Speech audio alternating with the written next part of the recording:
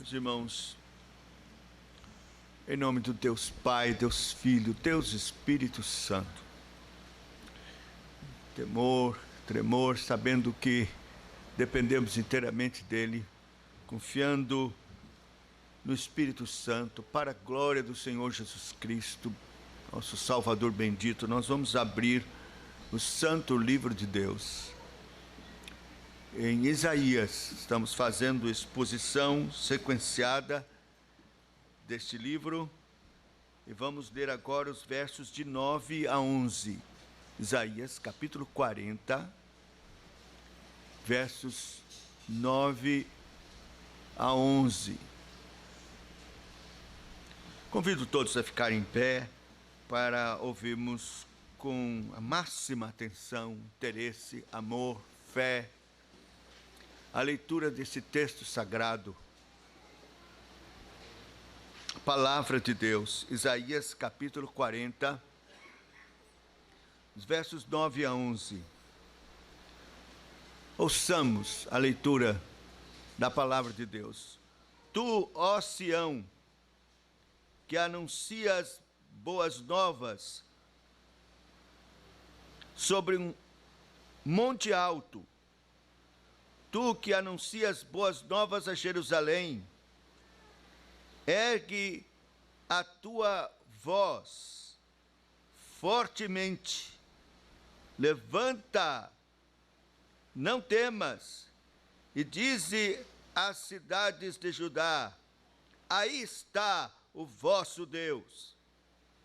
Eis que o Senhor Deus virá com poder, o seu braço dominará. Eis que o seu galardão está com ele, e diante dele a sua recompensa. Como um pastor apacentará o seu rebanho, entre os seus braços recolherá os cordeirinhos, e os levará no seio. As que amamentam, ele guiará mansamente. Senhor, aplique sua palavra viva ao nosso coração. Vamos curvar nossa fronte e vamos orar. Ó Senhor, estamos reunidos como igreja na manhã deste dia santo do Senhor, com temor, tremor, espírito humilde, porque não merecemos nada, nem mesmo prestar culto a Ti. Quem somos nós? Tua palavra diz: quem vos requereu, só pisardes os meus átrios. Por isso, Senhor, com temor e tremor, guardando o pé, com reverência, humildade, conscientes que somos pecadores indignos, mas crendo no perdão, porque já confessamos os nossos pecados. Ah, Senhor, queremos agora receber a Tua palavra. Dispõe o nosso coração, Senhor, para recebê-la com toda a fé necessária para que ela nos adiante. E opera, Senhor, aquela manifestação de Espírito, poder. Ó Senhor, manifesta-te com poder aqui na pregação da Tua palavra. E que o Senhor possa nos converter. Converte-nos e seremos convertidos. Revela a glória do nosso Salvador aqui, Senhor, diante dos nossos olhos, através da pregação. Oh, faze isto, Senhor, oramos, no nome santo e glorioso do Senhor Jesus Cristo, a quem queremos seja dada toda a honra e toda a glória, hoje e para sempre. Amém. Vamos assentar.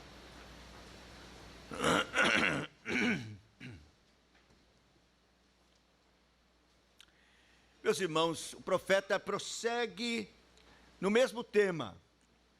Você deve se lembrar que o tema que inicia este capítulo é: consolai, consolai o meu povo. E então o profeta prossegue neste mesmo tema, proclamando uma grande consolação para o povo. Nós sabemos que isto se refere ao Evangelho, a vinda do Messias, de Cristo. E especialmente nesse texto, nós vamos ver a glória do Salvador.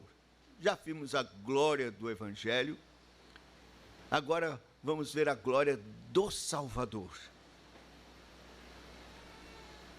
Vamos ver que esta glória deve ser anunciada, alto e bom som. Vamos ver que esta glória, ela é manifestada em Cristo, aquele que é o nosso Deus. E que esta glória será conhecida no seu amor pastoral, seu cuidado para com as ovelhas. Vamos então iniciar que a glória do Salvador deve ser anunciada alto e bom som. Em Isaías, no capítulo 25, versículo 9, nós lemos assim: e naquele dia se dirá, eis que este é o nosso Deus, a quem aguardávamos, e ele nos salvará. Este é o Senhor, a quem aguardávamos, na sua salvação gozaremos e nos alegraremos. Quando fizemos essa exposição, dissemos que isso se referia a Cristo. Agora, em Isaías 40, a proclamação está mais próxima e ele agora fala como se de fato Cristo já houvesse chegado. 40, verso 9. Tu, ó Sião, que anuncias boas novas, sobe a um monte alto, tu, ó Jerusalém, que anuncias boas novas, levanta a tua voz fortemente, levanta, não temas, dize às cidades de Judá, eis aqui está o vosso Deus. Meus irmãos, não pode haver proclamação mais gloriosa, mais alvissareira, mais consoladora do que esta. O Salvador chegou. O vosso Deus, o Salvador, chegou.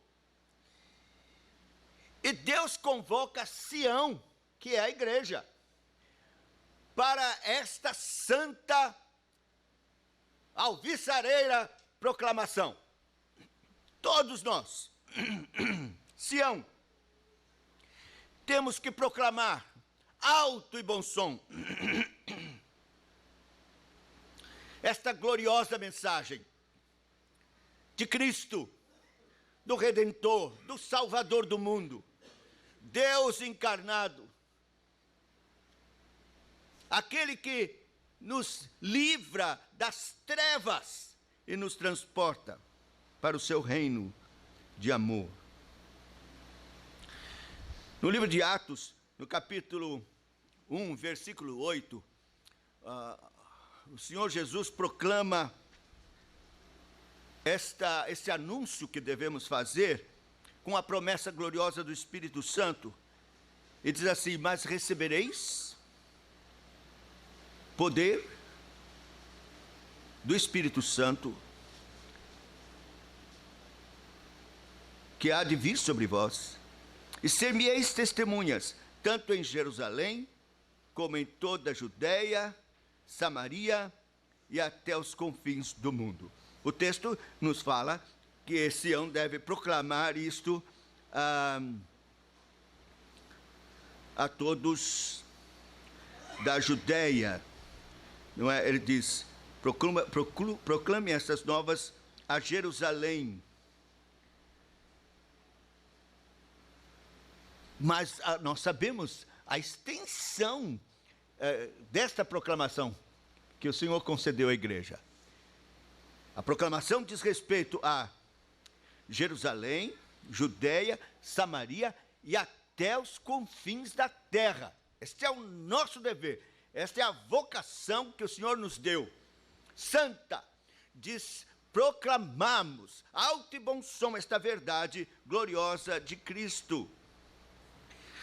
E veja, meus irmãos, Deus concedeu isto à igreja, a Sião. Isso é importante, porque nós vivemos em dias em que se multiplicam as chamadas organizações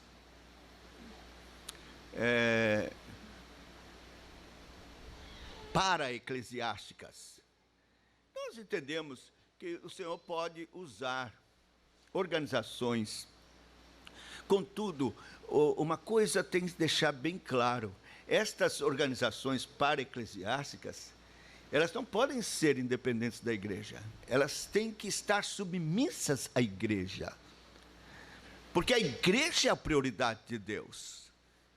É pela igreja que esse anúncio deve ser feito. Eu acho interessante que essas organizações, elas precisam da igreja financeiramente. Então, visitam as igrejas, pedem ofertas, mas elas são independentes e fazem o trabalho delas independente da igreja. Isso está errado. Mesmo porque as pessoas que se decidem se convertem, elas precisam estar integradas à igreja. Então, o que tem acontecido é que muitas dessas organizações para-eclesiásticas acabam criando uma igreja para poder acolher as pessoas que estão se convertendo. Mas o que elas deviam era, de fato, estar ligadas a uma igreja, sujeitas a esta igreja, honrando esta igreja e proclamando em nome desta igreja a verdade de Deus, porque a mensagem foi dada a Sião.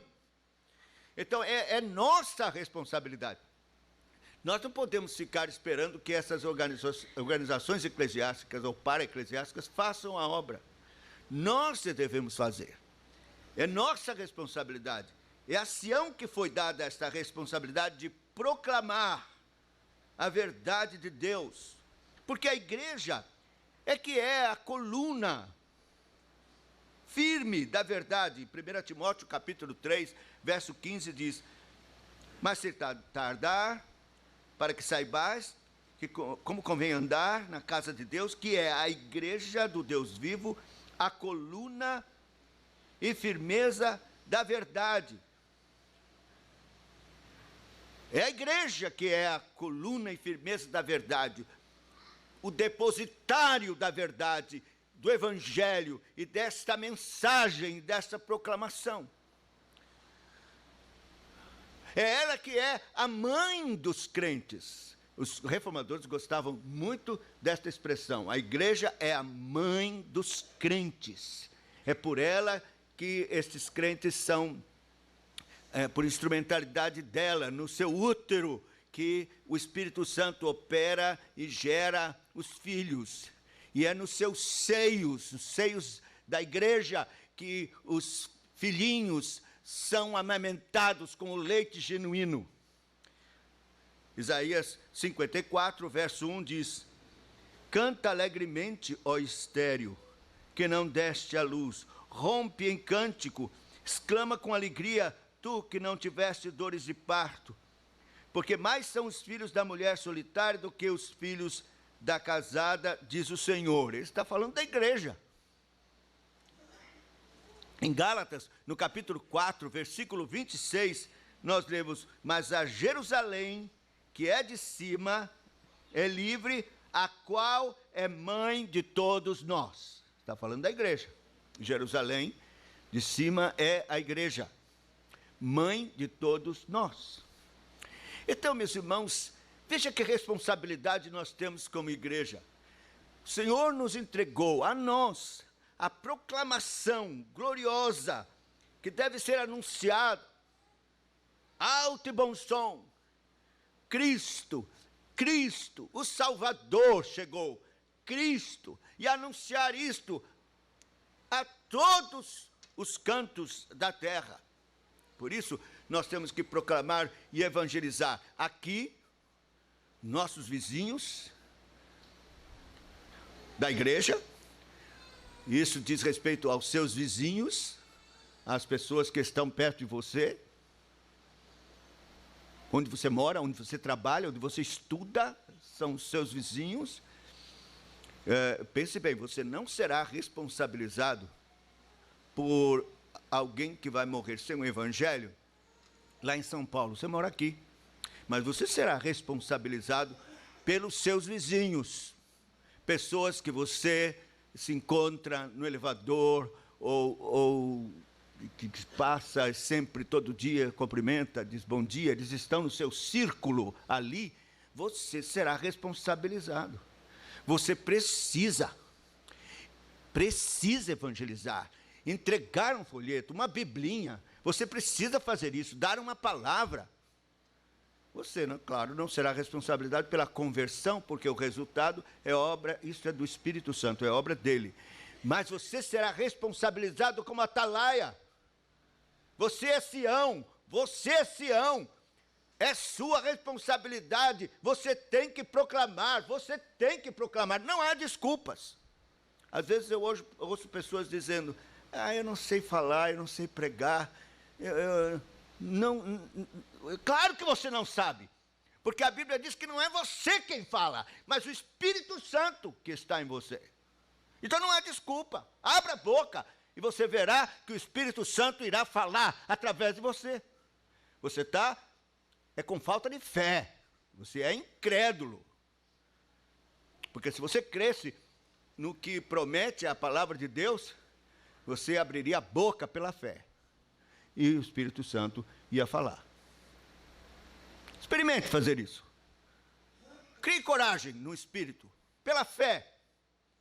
Vá com um folheto, uma biblinha. Não cumprimente somente, dê uma palavra. E então você vai ver que o Espírito Santo vai falar. Porque foi dada a você, a Sião, essa responsabilidade de proclamar alto e bom som.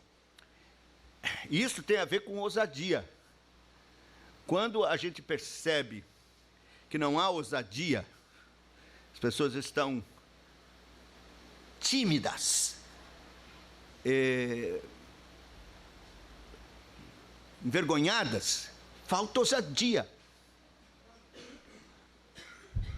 E isto, meus irmãos, é uma deficiência da nossa fé. Porque se buscarmos a Deus, o Senhor nos concederá pelo Espírito Santo esta ousadia, como concedeu à igreja primitiva. Veja Atos capítulo 4, versículo 29. Agora, pois, ó Senhor, olha para as suas ameaças e concede aos teus servos que falem com toda ousadia a tua palavra. E no verso 31 ainda, e tendo orado, moveu-se o lugar em que estavam reunidos, e todos foram cheios do Espírito Santo, e anunciavam com ousadia a palavra de Deus. Ore pedindo ousadia, ore clamando que o Espírito Santo venha sobre você. Busque isso, tenha interesse, já que é sua responsabilidade como Sião, de proclamar alto e bom som o Salvador. E você verá que o Espírito Santo irá lhe conceder ousadia para pregar. Então, meus irmãos, veja que Deus está falando claramente a esta igreja. Nós não estamos de fora, nós não somos isentos. Deus está nos conclamando, Deus está nos convocando, Deus está mostrando que somos Sião e que a nós pertence esta tarefa de proclamar alto e bom som. Porque, veja, o texto diz, tu, Sião, que anuncias boas novas sobre um monte alto. Isto é, de uma forma que todos possam ver, possam ouvir. Monte alto, tu que anuncias boas novas em Jerusalém, ergue a tua voz fortemente. Fortemente. Veja, não é uma proclamação tímida, dúbia, temerosa. Jesus é o Salvador. É forte, com toda convicção, fé, alegria, gozo no Espírito Santo, certeza de Deus. Levanta, não temes, dize às cidades de Judá, eis aí está o vosso Deus. A proclamação é a proclamação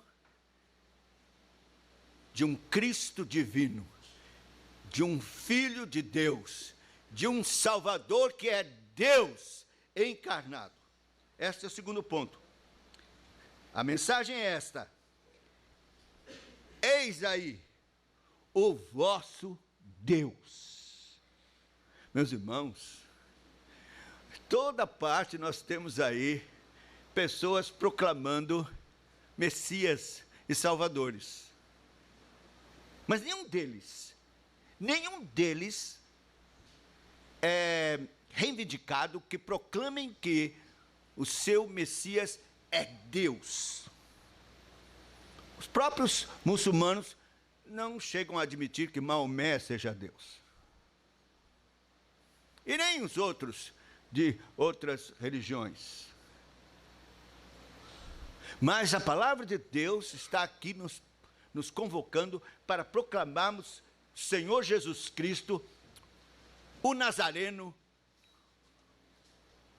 como Deus, o vosso Deus. Eis aí o vosso Deus. A nossa proclamação é uma proclamação que exige crer que Jesus Cristo é Deus.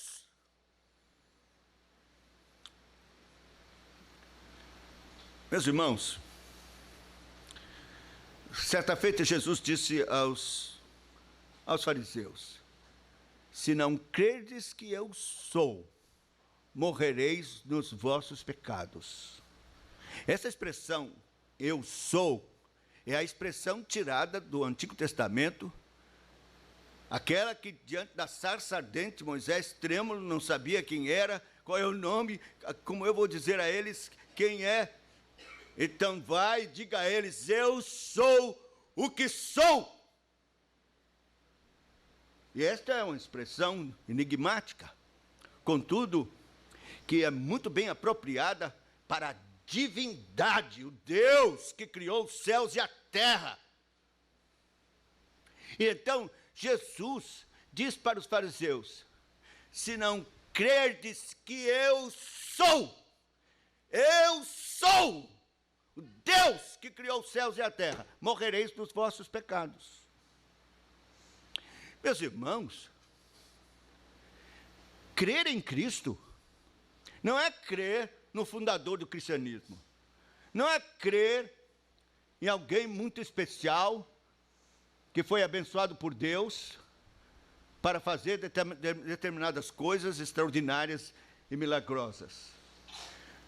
Você precisa crer em Jesus como seu Deus, um com o Pai, da mesma substância, glória e poder. O mundo foi criado por intermédio dele, diz a Bíblia. Sem ele, nada do que foi feito se fez. Você crê em Cristo assim? Ele é o seu Deus?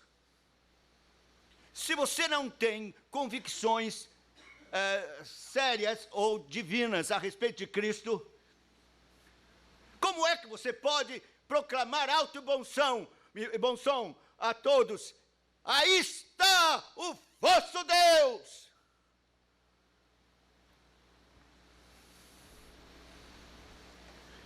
Então eu pergunto, se você simplesmente diz, eu creio que Jesus Cristo é Deus, Deus encarnado, Emanuel, o meu Deus e meu Salvador, ou como diz a Bíblia, o grande Deus e Salvador Jesus Cristo, se você crê firmemente, então, meus irmãos, a sua atitude perante Ele não pode ser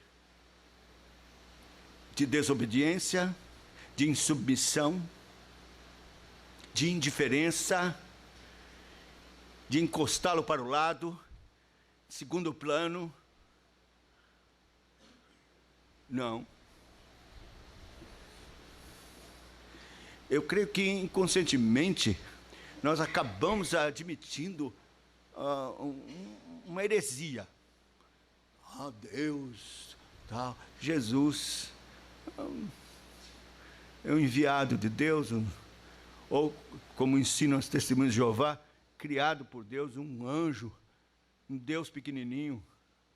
Que é isso? Ele é o nosso Deus. Criador dos céus e da terra, objeto de glória, de adoração, de exaltação, da parte dos anjos, querubins, serafins, desde a eternidade, segunda pessoa da Trindade.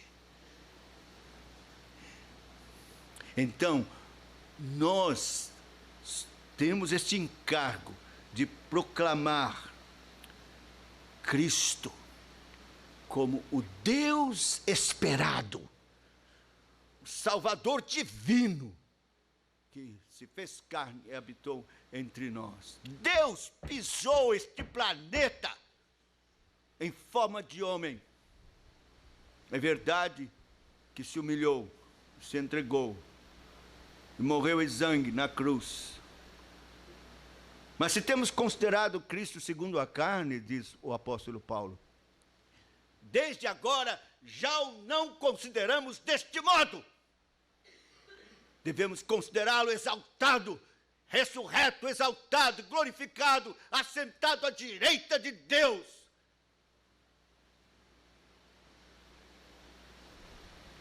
Até que todos os seus inimigos sejam postos por estrado dos seus pés.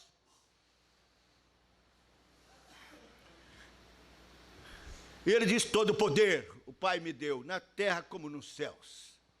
E depois anunciai o Evangelho. Então, nossa proclamação deve ser uma proclamação convicta de Jesus Cristo como Deus, Deus Salvador, Deus que virá, voltará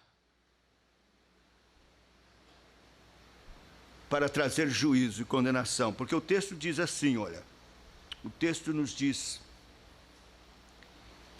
virá com poder, o seu braço dominará, eis que o seu galardão está com ele, e diante dele a sua recompensa. Meus irmãos, você crê nisso? Você crê isso? Eu penso, meus irmãos, que nós temos, com nossa indiferença, omissão, nós assinamos um atestado de incredulidade, de apatia, um ateísmo prático. Porque se crêssemos mesmo que o Senhor Jesus Cristo veio, é o nosso Deus, é o Deus único e verdadeiro Salvador, nós não temos o direito de viver nesta indiferença. Onde está seu entusiasmo? Onde está o seu fervor? Onde está a sua consagração? O seu compromisso?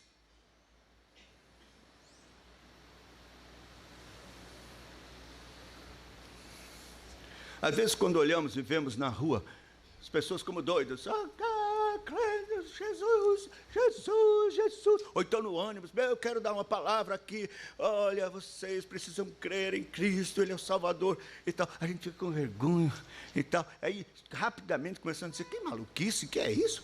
Tal. Olha, se você não está sendo julgado pela ousadia desses pequeninos que se levantam e falam nos trens, nos metrôs, nas esquinas. Não será porque eles têm a visão clara de que Cristo, o seu Deus, os convocou, os salvou, os amou, e que eles não têm outra razão de respirar senão anunciá-lo, glorificá-lo, exaltar o seu nome. Será que não aconteceu com eles o que a palavra de Deus diz? Morreram para si próprios, morreram para o mundo, morreram para a sua honra, e toda vergonha foi dissipada, porque agora eles que morreram com Cristo não vivem mais para si mesmos, senão para aquele que por eles morreu e ressuscitou, o seu Deus, Senhor e Salvador.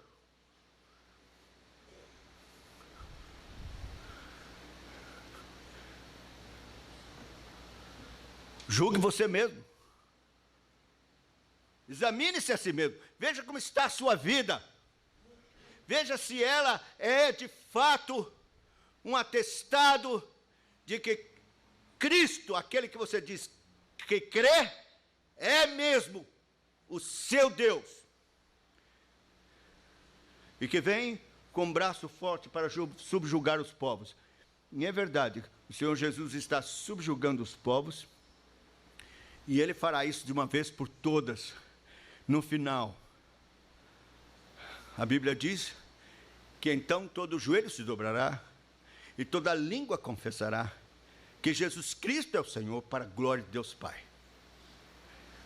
Eu fico pensando que muita gente naquele dia vai dizer, está vendo?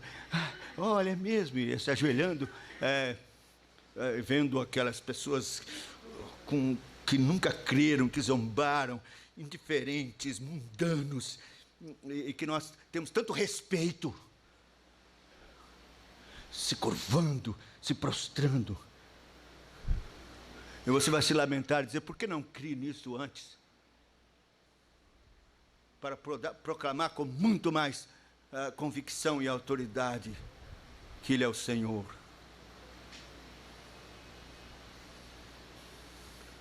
Ele veio e amarrou o valente. A Bíblia diz isso, lá em Mateus capítulo 12. Ele amarrou o valente, por isso chegou o reino dos céus. Isto é, Satanás está subjugado a ele. As pessoas não creem. Eles olham, veem Satanás fazendo isto, aquilo e tal, fico pensando, como é que Satanás está amarrado? Ele está arrasando, assolando, dissipando as coisas, matando. Você não entende que ele está sob o controle do Senhor, e que todo o mal que ele faz é segundo o propósito e o plano de Deus. O Senhor solta a corda para o diabo fazer o que ele precisa fazer, curta a corda, e toda a obra do diabo está sob o controle absoluto de Cristo, o Senhor. Ele é o valente amarrado. Lutero dizia, o diabo é o diabo de Deus. Então, você deve crer assim. Este é o seu Senhor. Você está pronto para anunciar? Aí está o vosso Deus? A respeito de Cristo? O texto diz, dará o galardão, isto é, a recompensa a cada um. O texto diz isso. Ele vem, virá e dará recompensa, o galardão a cada um.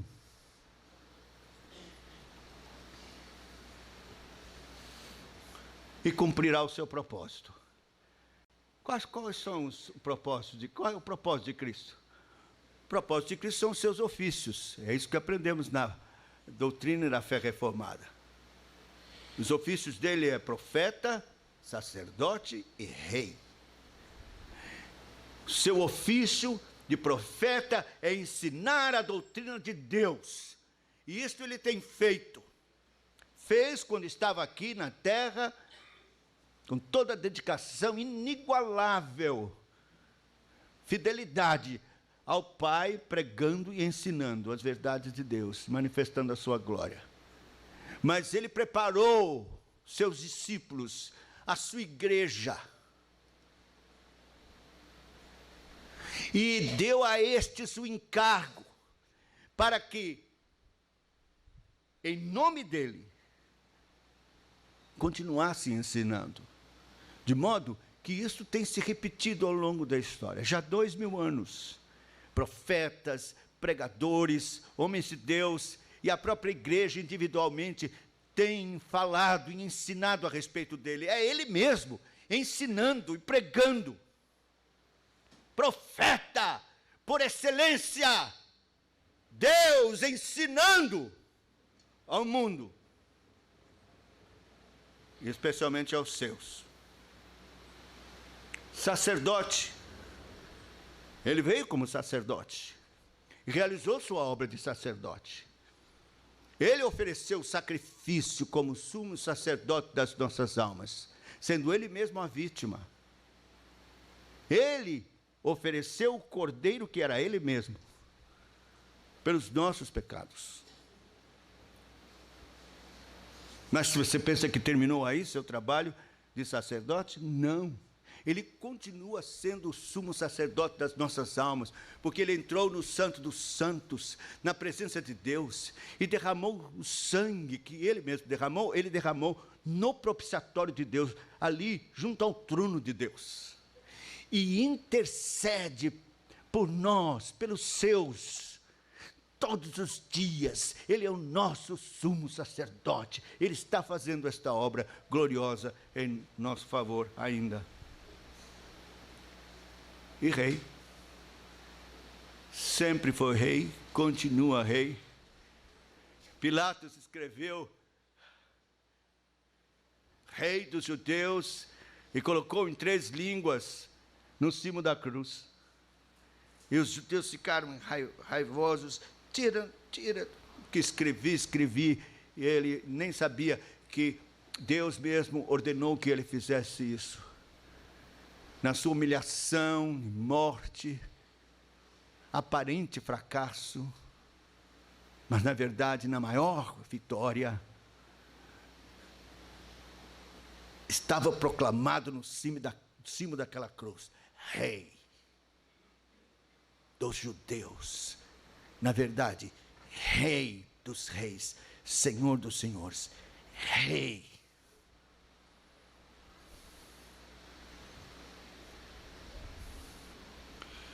Ele foi assunto aos céus, coroado, assentado à direita de Deus Pai. Ele reina. Ele reina. E nós reinamos com Ele. Você deve saber que está instalado o reino de Cristo. Nós somos seus súditos. Ele é o nosso rei. E Ele reina. Ele reina. Ele reina sobre a nossa vida, sobre a igreja, mas Ele reina sobre o mundo. Mesmo estes ímpios que estão aí e negam a Cristo, e negam a Deus, e que fazem o que querem, pensam que fazem o que querem, na verdade, eles estão debaixo das mãos do Rei. Bendito é aquele soberano que reconhece que Ele é o Rei dos reis. Quando Handel escreveu o oratório do Messias, e apresentou ao rei, e o rei estava ouvindo a orquestra e o coral cantando, e no momento em que começou o aleluia, e dizendo, Rei dos reis, Senhor dos senhores, o rei se levantou do seu trono e todo o seu séquito com ele, para ouvir esta proclamação e ele mesmo reconhecer: Cristo é o Rei dos reis, Senhor dos senhores. Esta é a razão porque tornou-se norma que quando se ouve o aleluia de Handel, a igreja ou todos que assistem, a plateia, deve ficar de pé. Porque o rei ficou de pé, reconhecendo. E não se impressione quando nós estamos nessa situação no nosso país, em que os nossos governantes tripudiam a lei de Deus, não querem saber de Deus, e até esposam doutrinas e ideologias que são ateísmo puro, e que fazem essas coisas tão horríveis e prejudiciais, e que ameaçam a nossa liberdade, a família, e tudo que há de bom. A gente fica pensando, onde está o Senhor que é Rei dos reis? E Calvino diz assim: quando um povo precisa de juízo, Deus levanta um governante ímpio e põe lá. Cristo está reinando soberanamente, inclusive sobre o Brasil. Em vez de nós nos revoltarmos, e ficarmos aí somando aos outros, batendo panela ou saindo pelas ruas. Nós devíamos dobrar os joelhos e pedir: Senhor, tem misericórdia de nós, tem compaixão, nós merecemos isso, temos pecado contra Ti. Essa é a razão porque o Senhor levantou este partido iníquo e colocou no poder.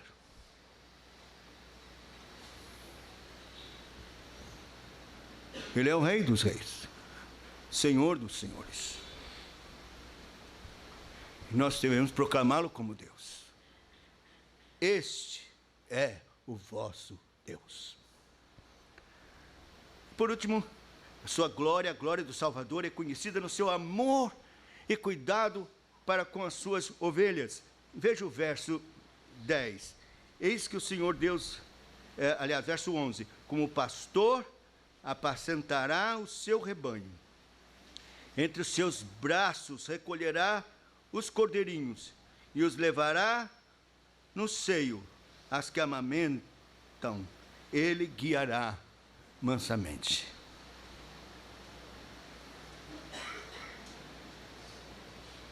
Que coisa maravilhosa, tão consoladora, não é? É claro, ele é o justo juiz. E ele virá trazendo recompensa. Mas ele é pastor. Ele é o pastor supremo. O pastor das nossas almas. Senhor é o meu pastor, e nada me faltará. Meus irmãos, a palavra pastor, o sinônimo mais importante é cuidado. Cuidado extremoso. Cuidado, cuidado.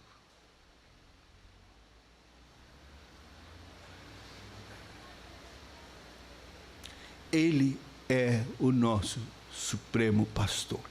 Ele tem cuidado pastoral com as nossas vidas, com as nossas almas. Se nós olharmos em João capítulo 10, talvez seja o texto mais apropriado para este ministério tão glorioso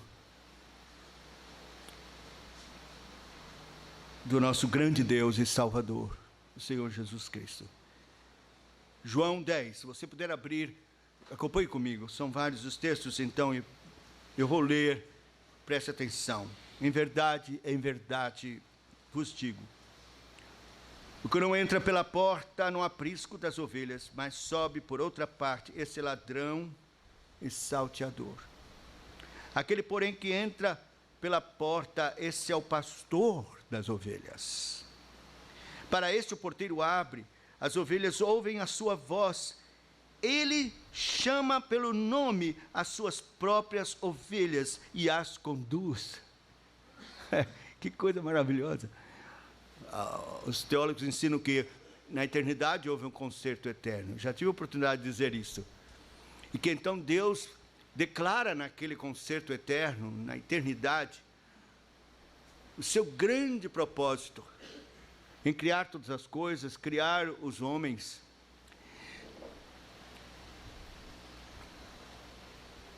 Mas ele anuncia que separou alguns, na verdade, uma multidão, aos quais ele amou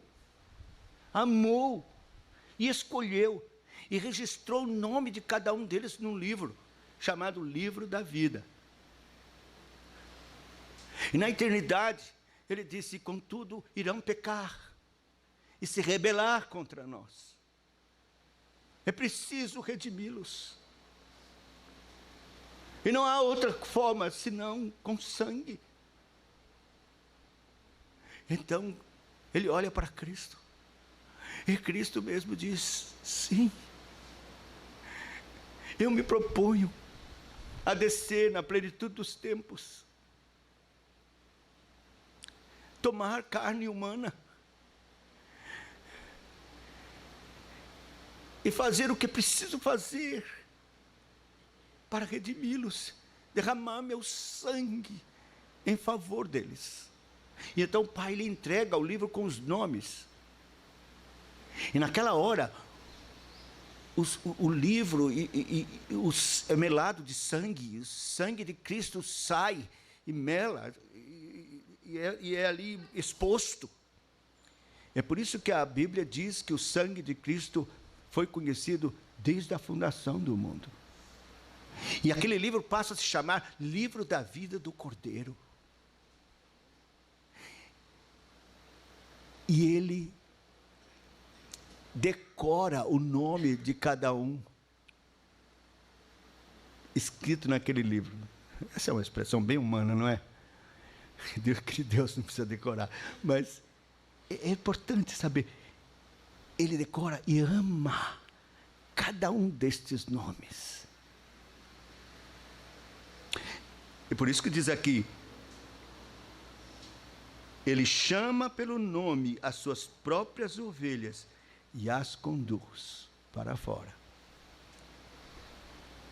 Depois de sair todas as que lhe pertencem, vai adiante delas, e elas o seguem, porque lhe reconhecem a voz.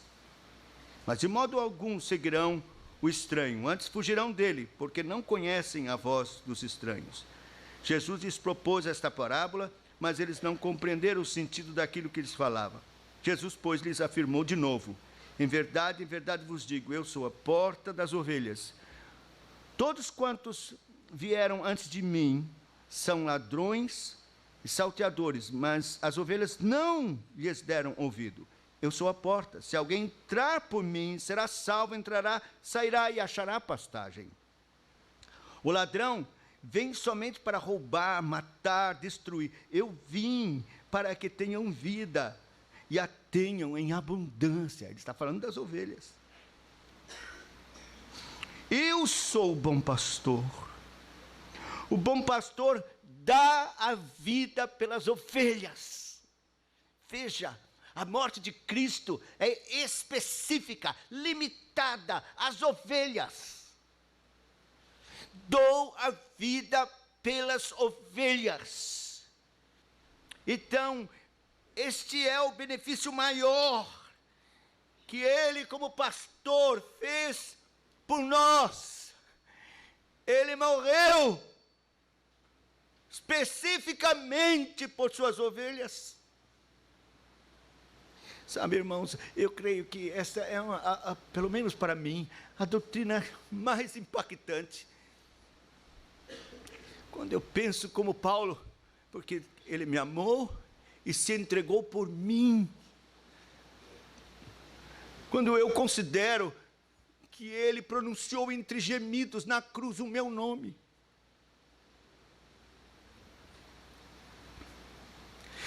E que ele sabia perfeitamente, durante aquelas 3 horas em que ele esteve na cruz, quando o Pai começa a colocar sobre os seus ombros os nossos pecados, ele sabia distinguir plenamente, este momento agora, eu recebo as misérias de Josafá e as suas. Vocês como? 3 horas, ele distinguir e saber exatamente o momento que está recebendo de milhares e milhares e milhares de crentes por quem ele morreu. Claro, ele é Deus, por isso ele tinha que ser Deus. Por isso o Calvário é um mistério que nós não sabemos explicar. Mistérios divinos, profundos, enigmáticos. E dentre eles este. Ele morreu individualmente, substituindo cada uma das ovelhas. E ele sabia perfeitamente quais eram.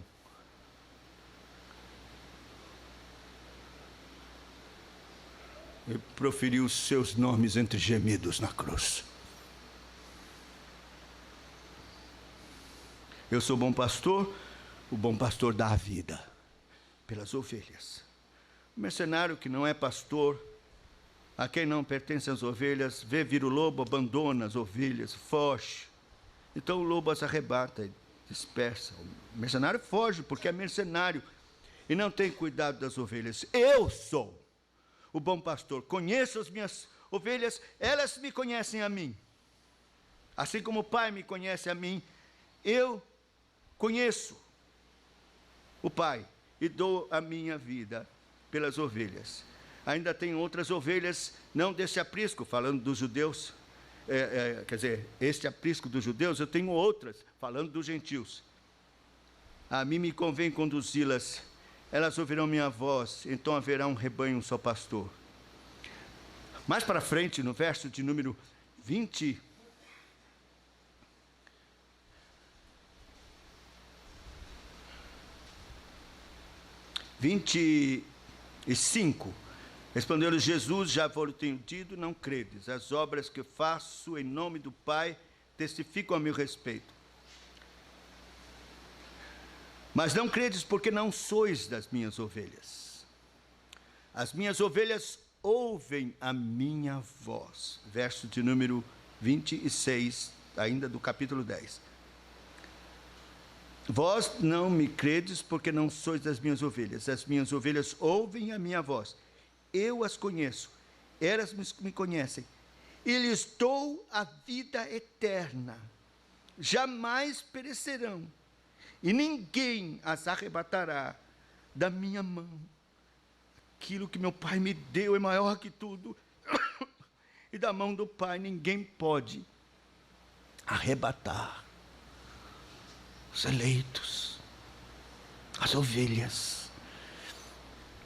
Oh, ele tem um compromisso eterno com o Pai. Por isso entregou sua própria vida por estas ovelhas. Não só para salvá-las, não só para dar a vida eterna, mas para pastoreá-las, para cuidar delas.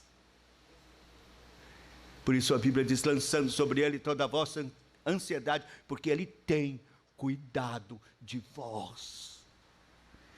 Ele é pastor. Ele é pastor de fato. Eu sou um pastor falho. Me angustio, oro, me preocupo com as ovelhas, as minhas que o Senhor colocou aqui, pelas quais hei de dar conta, mas eu falho. Algumas esqueço. Mas Ele não esquece, Ele não falha. Ele é pastor, Ele cuida de você todos os dias.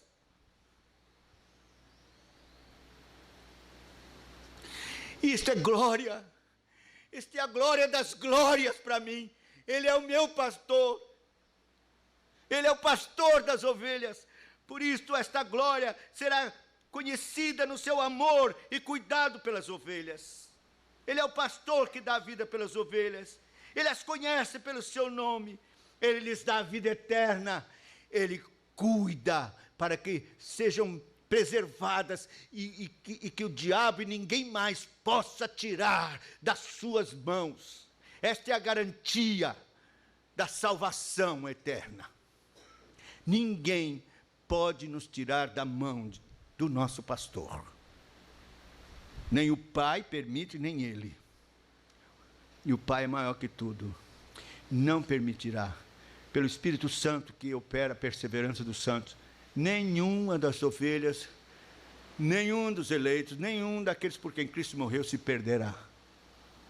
O diabo não terá vitória ou vantagem sobre nenhum deles. Isso é cuidado pastoral de Cristo.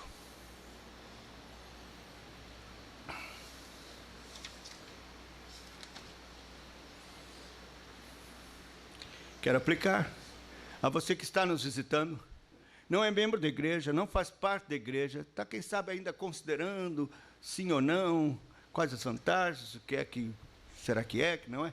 Eu quero deixar essa palavra, é o grande desafio do Evangelho.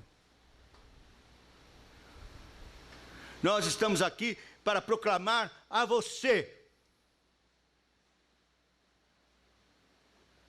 alto e bom som,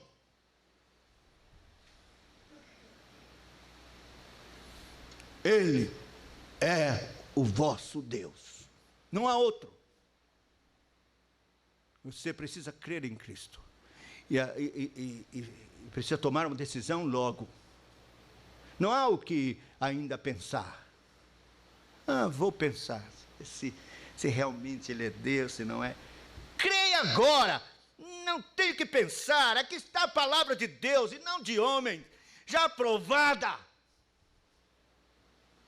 e proclamada através dos tempos. Hoje, se ouvirdes a minha voz, não endureçais o vosso coração. Eis o vosso Deus. Creia agora. Entregue sua vida a Cristo. Receba-o como Senhor e Salvador. Renda-se a Ele e a tudo que Ele ordenar.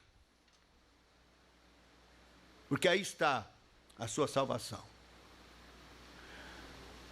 E aos crentes que estão aqui, a mim mesmo, a exortação, meus irmãos. Onde está o nosso entusiasmo? Onde está a nossa fé?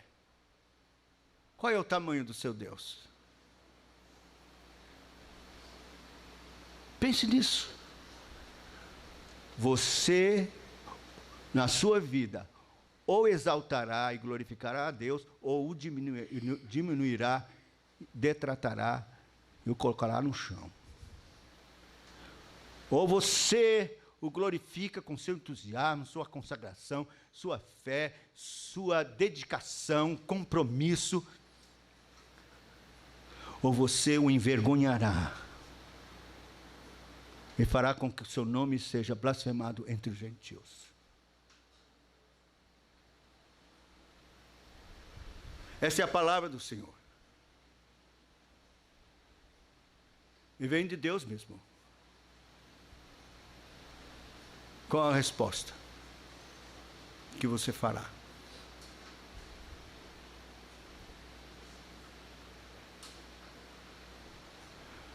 Que Deus tenha misericórdia de nós e nos abençoe. Nós vamos cantar.